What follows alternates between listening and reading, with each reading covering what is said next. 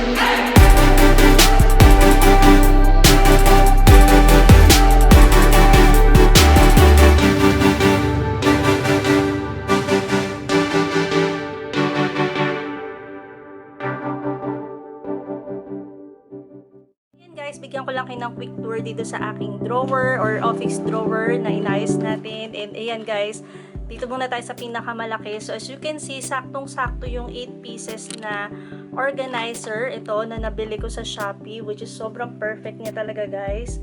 Ayan, kitang-kita nyo naman, napaka-organized na compare kanina, diba? So dito nilagay ko na yung mga sticky note.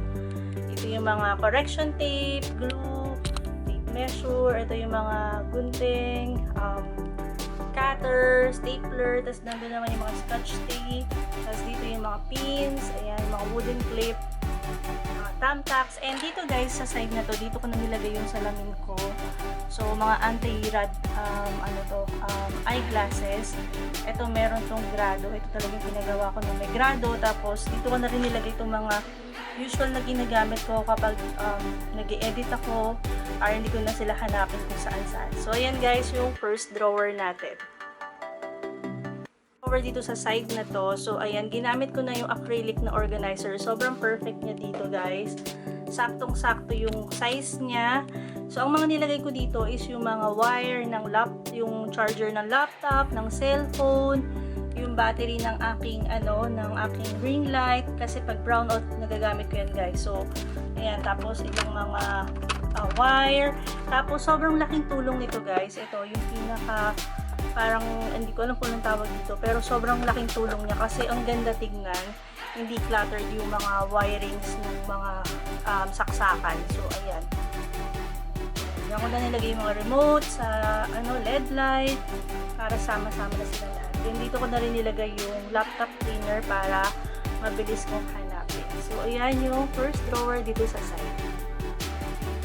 Ito naman tayo sa second drawer. So ang mga nilagay ko dito is yung mga extrang gamit lang din. Ayan. So acrylic organizer pa rin from Mr. DIY.